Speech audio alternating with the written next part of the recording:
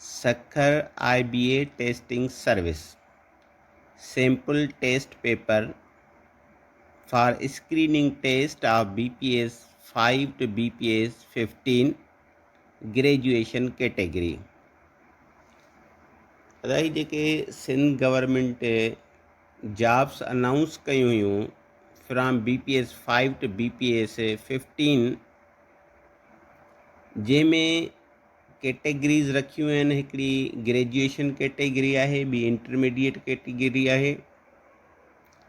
हिन में असां ग्रेजुएशन कैटेगरी जो जेको सैम्पल पेपर इशू कयो आहे सखर IBA टेस्टिंग सर्विस, उन में जेको पार्ट 2 आहे जंहिंमें मैथमेटिक्स जा 4 क्वेश्चन आहिनि उहे असां हल कंदासीं। हीअ जेका स्क्रीनिंग टेस्ट थींदी उन में कुल 3 पार्ट हूंदा। पहिरों पार्ट हूंदो इंग्लिश जो जंहिंमें 40 क्वेश्चन्स हूंदा। पार्ट 2 मैथमेटिक्स जो हूंदो जंहिंमें 20 क्वेश्चन्स हूंदा। ऐं पार्ट 3 जनरल नॉलेज यानी GK जो हूंदो जंहिंमें 40 क्वेश्चन्स हूंदा। त ही सैम्पल टेस्ट पेपर आहे, ही पार्ट 1 इंग्लिश आहे। ऐं उन खां पोइ ही पार्ट 2 आहे मैथमेटिक्स जो। हाणे मैथमेटिक्स में हिन सैम्पल टेस्ट पेपर में 4 सवाल ॾिनल आहिनि, 14, 15, 16 ऐं 17। त अॼोके लेक्चर में असां ही जेके 4 ई सवाल आहिनि इहे हल कंदासीं। हाणे सभ खां पहिरीं असां शुरूआत था कयूं क्वेश्चन नंबर 14 खां। हाणे क्वेश्चन नंबर 14 लिखियलु आहे, the profits in a business are to be shared by the 3 partners in the ratio of 3 to 2 to 5. The profit for the year was $1,76,500. Determine the number of dollars each partner is to receive. यानी 3 ॼणनि हिकिड़ो business start कयो ऐं उन business में उन्हनि खे $1,76,500 जेको आहे उहो प्रॉफिट थियो। हाणे उहो जेको प्रॉफिट आहे उहे जेके 3 पार्टनर्स आहिनि उन्हनि में डिवाइड करिणो आहे ऐं उन्हनि जो जेको प्रॉफिट आहे उन जो जेको रेशियो आहे उहो आहे 3 to 2 to 5। हाणे इन क्वेश्चन खे असां हल था कयूं। क्वेश्चन नंबर 14 आहे। हाणे असां सपोज़ था कयूं त उहे जेके 3 पार्टनर्स आहिनि उहे आहिनि A, B ऐं C।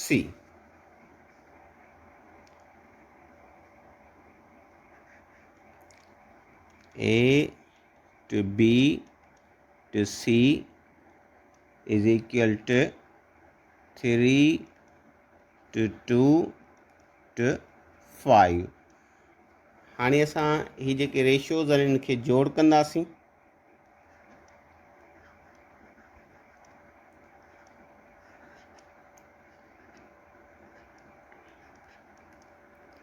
Sum of ratios 3 plus 2 plus 5 is equal to 10।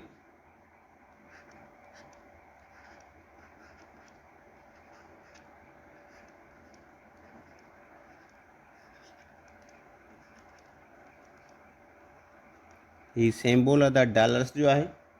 Total profit आहे $1,76,500। हाणे जेको प्रॉफिट आहे उहो डिवाइड करिणो आहे A, B ऐं C में। त सभ खां पहिरीं असां A जो प्रॉफिट था मालूम कयूं। A's प्रॉफिट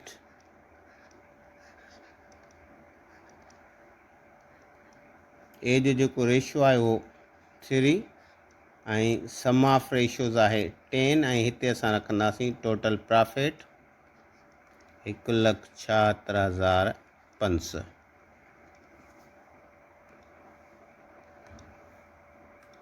हाणे हीअ त जेको 0 आहे इहो हिन 0 में कैंसिल थी वेंदो।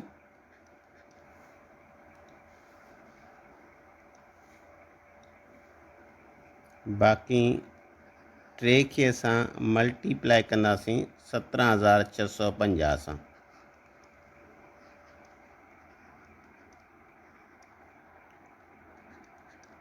जेॾीमहिल 3 खे मल्टीप्लाई कंदासीं 17,650 सां त पोइ जवाबु अची वेंदो 52,950। 52,950। इट मीन्स ही आहे ए जो प्रॉफिट। उन खां पोइ बी जो प्रॉफिट, बीज़ प्रॉफिट। बी जो जेको रेशियो आहे उहो आहे 2 ऐं सम ऑफ रेशियोज़ 10 ऐं टोटल प्रॉफिट आहे $1,76,500। हाणे हिन में ही ज़ीरो हिन ज़ीरो में कैंसिल थी वेंदो, बाक़ी 2 खे मल्टीप्लाई कंदासीं 17,650 सां। 2 खे जेॾीमहिल 17,650 सां मल्टीप्लाई कंदासीं त जवाबु ईंदो 35,300। 35,300। त ही जेको प्रॉफिट आहे उहो प्रॉफिट आहे बी जो। ऐं लास्ट में असां सी जो प्रॉफिट मालूम कंदासीं।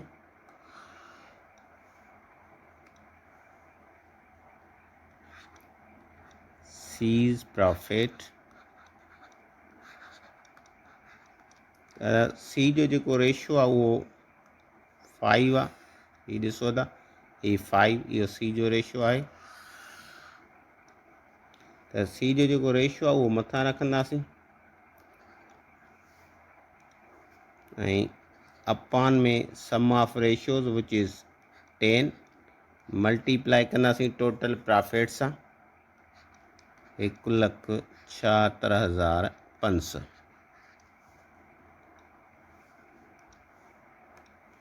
ज़ीरो ज़ीरो में कैंसिल थी वेंदो,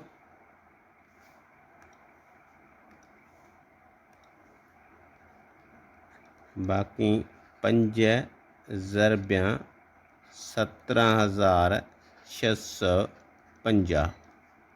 अगरि जेॾीमहिल 5 खे मल्टीप्लाई कंदासीं 17,650 सां त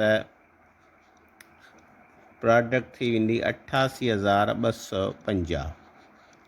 88,250। त हीअ द प्रॉफिट आहे, ही ए जो प्रॉफिट आहे 52,950 $। ही बी जो प्रॉफिट आहे 35,300 $। ऐं सी जो प्रॉफिट आहे 88,250 $। हाणे असां हलूं था वापसि पंहिंजे सैम्पल पेपर ॾांहुं ऐं ॾिसूं था त उन में इहो ऑप्शन कहिड़ो आहे, ए आहे, बी आहे, सी आहे या डी ऑप्शन आहे। त हाणे हिन जा ऑप्शन ॾिसो, ही ए ऑप्शन आहे। हिन में आहे फर्स्ट प्रॉफिट जेको आहे 52,950 $। ऐं सेकेंड प्रॉफिट आहे 35,300 $। ऐं थर्ड प्रॉफिट आहे 88,250 $। ठीकु आहे, त मतिलबु हिन जो जेको ए ऑप्शन आहे उहो सही आहे। हिन हाणे क्वेश्चन नंबर 14 खां पोइ असां अचूं था क्वेश्चन नंबर 15 ॾांहुं। ही क्वेश्चन नंबर 15 आहे the in a game of ice hockey the hockey player took 0.8 seconds to travel 89 feet to the goal line. Determine the average speed of the player in feet per second. यानी हिकिड़े player 0.8 second में 89 feet जो जेको distance आहे उहो cover करिणो आहे, कयो आहे।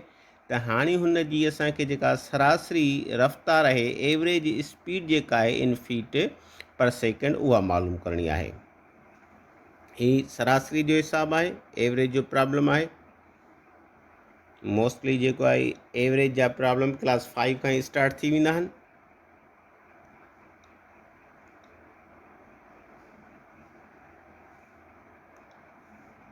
ऐं ही आहे क्वेश्चन नंबर 15।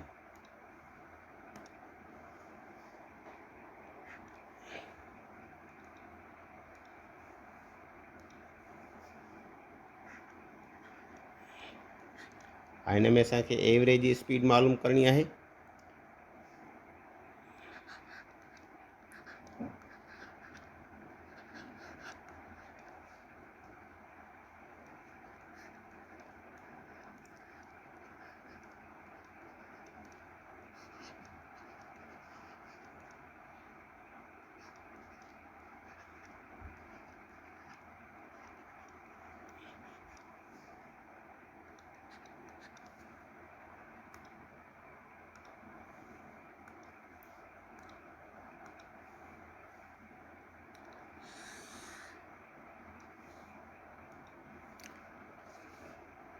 मथां दा रखंदासीं टोटल डिस्टेंस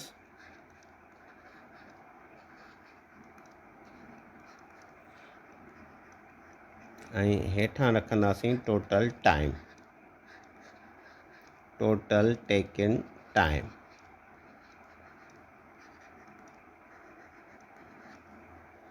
त हिन जेको डिस्टेंस कवर कयो आहे उहो आहे 89 फीट ऐं हिन जेको टाइम वरितो आहे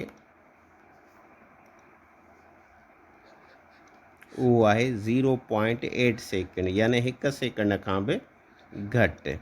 हाणे जेॾी महिल असां 89 खे डिवाइड कंदासीं 0.8 सां त पोइ असांखे जवाबु मिलंदो 111.25। ही जवाबु आहे। हाणे असां हलूं था सैम्पल पेपर ॾे ॾिसूं त उन में कहिड़े ऑप्शन ते ही जवाबु रखियलु आहे 111.25। अदा हिन में पहिरियों जवाबु आहे 111, ॿियो आहे 111.25, यानी हिन जो जेको ऑप्शन बी आहे उहो करेक्ट ऑप्शन आहे। क्वेश्चन नंबर 15 खां पोइ हलूं था असां क्वेश्चन नंबर 16 ॾे। हीअ इक्वेशन मिलियल आहे, इन खे असांखे हल करिणो आहे, इन में एक्स जी वैल्यू मालूम करणी आहे। इक्वेशन आहे x power -3 is equal to 27/64।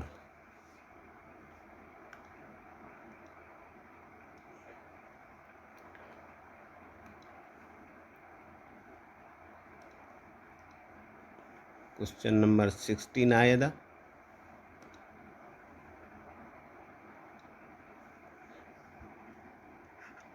हाणे इन में इक्वेशन हीअ ॾिनल आहे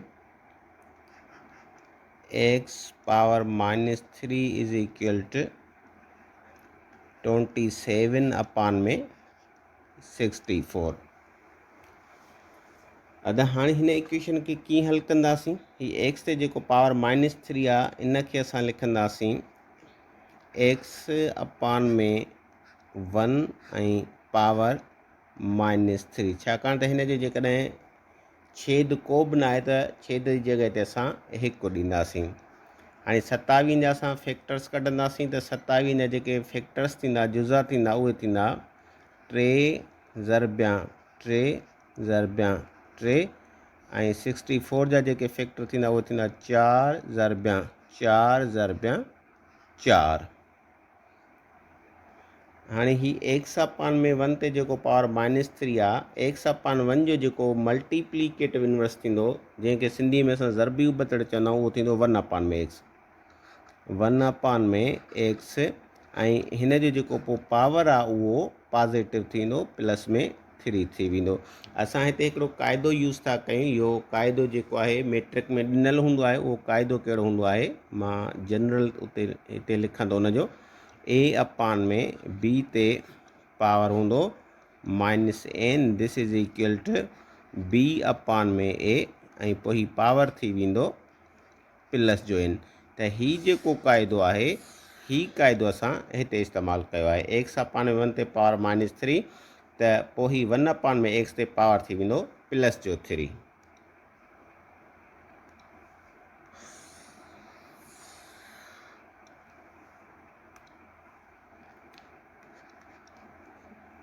थ्री ज़रबिया 3 ज़रबिया 3 त 3 ते पावर थी वेंदो 3 ऐं हेठि 4 ते पावर थी वेंदो 3। ही 1/x 3।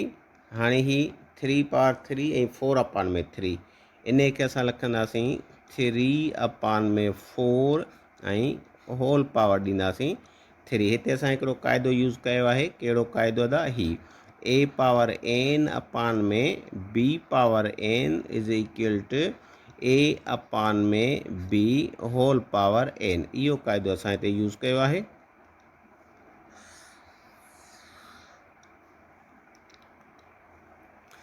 हाणे हिते असां ॾिसूं पिया त ॿिन्ही साइडुनि ते जेको पावर आहे उहो पावर साॻियो आहे एक्सपोनेंट साॻियो आहे त इहो एक्सपोनेंट जेको आहे इहो कैंसिल थी वेंदो ही 3 इन 3 में कैंसिल थी वेंदो। बाक़ी जेके बेसिस आहिनि उनखे असां पाण में इक्वल कंदासीं त बेसिस इन जा थी विया 1 अपान में x इज़ इक्वल टू 3 अपान में 4। हाणे असांखे जेका वैल्यू मालूम करणी आहे उहा वैल्यू मालूम करणी आहे x जी त ॿिन्ही साइडुनि जा असां जेके आहिनि रेसिप्रोकल उहे वठूं था।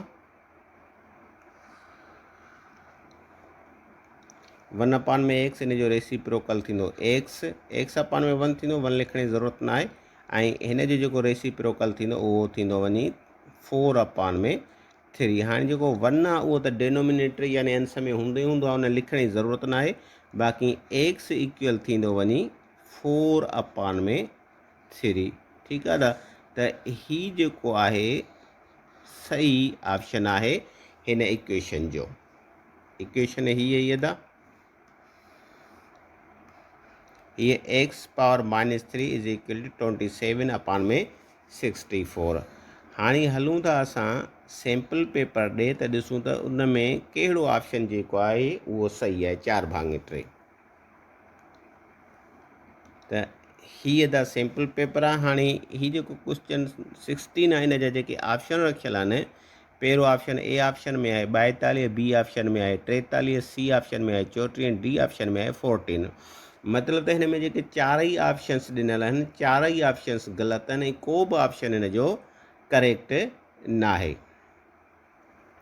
अगरि अव्हां चाहियो त इन जी वेरिफिकेशन बि करे सघो था त आया इहो जेको असां आंसर कढियो आहे उहो सही आहे या ग़लति ऐं तव्हांखे वेरिफिकेशन करे चेक करायां थो तव्हांखे कंफर्म थी वञे। हाणे जी वेरिफिकेशन हीअं थींदी त एक्स जी जॻह ते असां रखंदासीं 4 अपान में 3। एक्स जी जॻह ते 4 अपान 3 रखण खां पोइ सॉल्व कंदासीं। अगरि ॿई साइडूं इक्वल अची वञनि लेफ्ट हैंड साइड ऐं राइट हैंड साइड त पोइ इन जो जेको सोल्यूशन सेट आहे उहो सही आहे। अगरि ॿई साइडूं इक्वल नथियूं अचनि त पोइ इन जो सोल्यूशन सेट इहो ग़लति हूंदो। असां इन जी वेरिफिकेशन करे था ॾिसूं।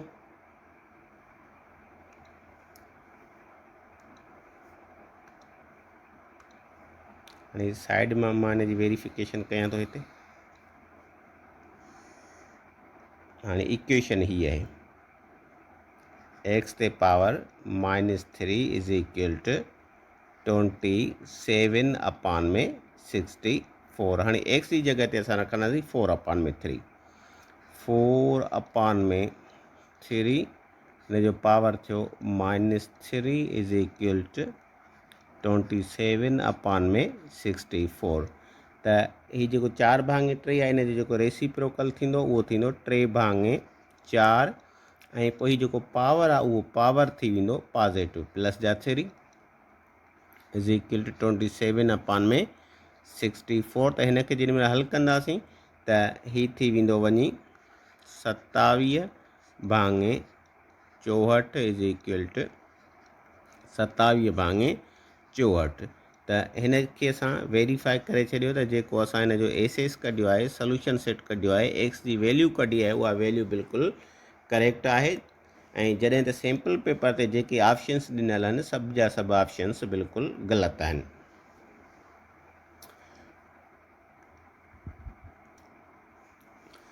हाणे असांजो ही क्वेश्चन नंबर 17 आहे जेको पार्ट 2 मैथमेटिक्स जो आख़िरी क्वेश्चन आहे। हाणे ही क्वेश्चन आहे त which number is the largest. हेठि 4 नंबर्स ॾिनल आहिनि असांखे इहो ॿुधाइणो आहे त इन्हनि मां जेको लार्जेस्ट नंबर आहे वॾे में न वॾो नंबर उहो कहिड़ो आहे। हिन जा ऑप्शन्स थोरा ॾिसी वञो। ए ऑप्शन आहे 1 अपान 4 ते पावर -1। बी ऑप्शन आहे 1 अपान में 4 ते पावर 0 ऐं सी ऑप्शन आहे 1 अपान में 4 ते पावर आहे 1 अपान में 2 ऐं डी ऑप्शन आहे 1 अपान में 4 ते पावर आहे 2। हाणे इन्हनि खे असां नंबर्स खे थोरो हल था कयूं। हिते जेके लॉ यूज़ थियल आहिनि लॉ ऑफ एक्सपोनेंट यूज़ थियल आहे। ठीकु आहे जेको 7वीं क्लास में मिलियल आहे असांखे। Law of exponent. उन लॉ तहत ही जेके 4 ऑप्शन्स असां हिन खे पहिरीं सिंप्लीफाई था कयूं। सिंप्लीफाई करण खां पोइ असां इहो ॿुधाए सघंदासीं त इन्हनि में लार्जेस्ट नंबर कहिड़ो आहे।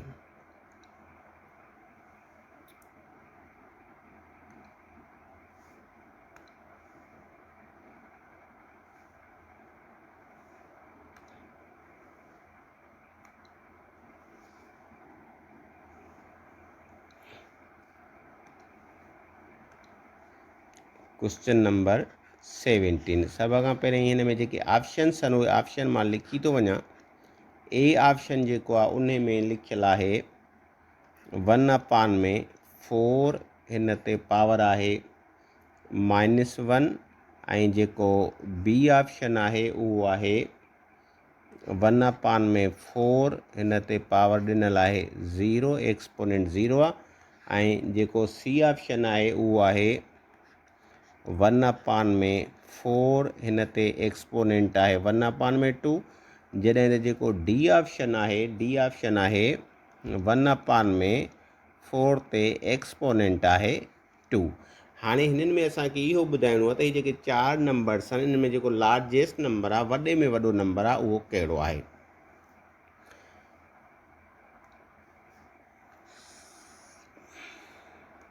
हाणे ए ते जेको ऑप्शन आहे 1/4 ते पावर -1 आहे। 1/4 पावर -1, ठीकु आहे। त हाणे हिते असां जेको लॉ यूज़ कंदासीं उहो कहिड़ो आहे। हीअ अदा A/B ते power -n, this will be equal to B/A ते पावर थी वेंदो वञी प्लस जो n। इहो लॉ असां यूज़ कंदासीं।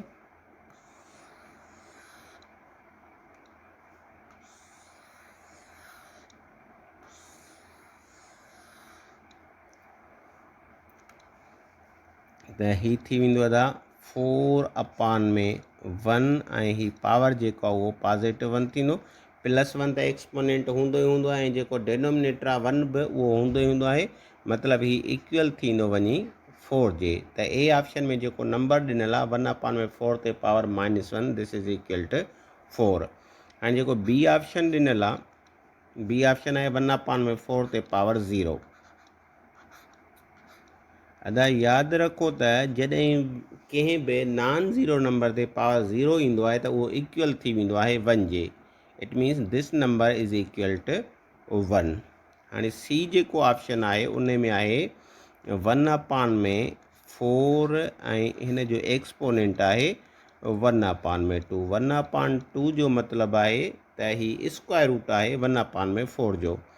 त 1/4 जो जेॾी महिल असां स्क्वायर रूट वठंदासीं त 1 जो स्क्वायर रूट 1 निकिरंदो, ऐं 4 जो स्क्वायर रूट निकिरंदो 2। It means this number is equal to 1/2। हाणे जेको डी ऑप्शन आहे त 1/4 ते जेको पावर ॾिनल आहे 2। 1/4 ते पावर 2 आहे, it means square of 1/4। 1/4 into 1/4, this is equal to 1/16। त असां जेको ए में नंबर आहे उहो 4 आहे, बी में नंबर जेको आहे उहो 1 आहे। ए में नंबर अदा 4, बी में नंबर 1, ऐं सी में नंबर आहे 1/2, ऐं डी में जेको नंबर आहे उहो आहे 1/16। असां ॾिसूं पिया त हिन चइनी नंबर्स में जेको 4 आहे उहो सभिनी खां वॾे में वॾो अदद आहे। इट मीन्स जेको लार्जेस्ट नंबर आहे उहो आहे 4। सही आहे। त जेको ऑप्शन ए आहे उहो जेको आहे असांजो करेक्ट ऑप्शन आहे। हाणे असां सैम्पल पेपर ॾे हलूं था। त हिन में ही जेको ऑप्शन ए आहे इहो अदा हिन जो करेक्ट ऑप्शन थींदो। त अॼोके लेक्चर में ही जेको सैम्पल टेस्ट पेपर आहे, इन में असां जेको हिन जो पार्ट 2 आहे मैथमेटिक्स वारो पार्ट, इन में जेके 4 सुवाल ॾिनल आहिनि उन चइनी सुवालनि खे हल कयो। पहिरियों जेको सुवाल ॾिनल आहे उहो रेशियो एंड प्रोपोर्शन मां खयल आहे। रेशियो एंड प्रोपोर्शन 6 क्लास खां स्टार्ट थींदो आहे। 6 में बि हूंदो आहे, 7 में बि हूंदो आहे, 8 में बि हूंदो आहे। जॾहिं त इन में जेको 15 सुवाल आहे उहो एवरेज जो प्रॉब्लम आहे, ऐं एवरेज जेका आहे उहा असां 5 क्लास खां पढ़णु शुरू करे छॾींदा आहियूं। 16 जेको सवाल आहे इहो इक्वेशन जो सवाल आहे। इक्वेशन्स जेके आहिनि 6वीं क्लास खां स्टार्ट थींदियूं आहिनि, 6 में बि हूंदियूं आहिनि, 7 में बि हूंदियूं आहिनि ऐं 8 में बि हूंदियूं आहिनि। जॾहिं त जेको 17 सवाल आहे इहो लॉ ऑफ एक्सपोनेंट जो सवाल आहे। इहो जेको चैप्टर आहे उहो 7वीं क्लास खां स्टार्ट थी वेंदो आहे।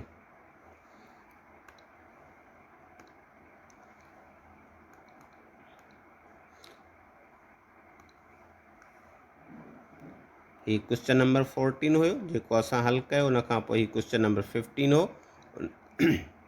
उन खां पोइ ही जेको इहो क्वेश्चन नंबर 16 हुयो, इक्वेशन जो सवाल हो। हिन जा जेके ऑप्शन्स ॾिनल आहे सिंपल पेपर ते, सभु जा सभु ऑप्शन्स ग़लति हुया। यानी सही जेको जवाबु थींदो उहो 4/3 थींदो, जॾहिं त सिंपल पेपर ते कंहिं बि ऑप्शन में ही जवाबु न ॾिनल हो। ही जेको क्वेश्चन हो 17 ऐं आख़िरी सवाल हो सिंपल पेपर ते, उन जो जेको सही ऑप्शन निकितो उहो ए निकितो।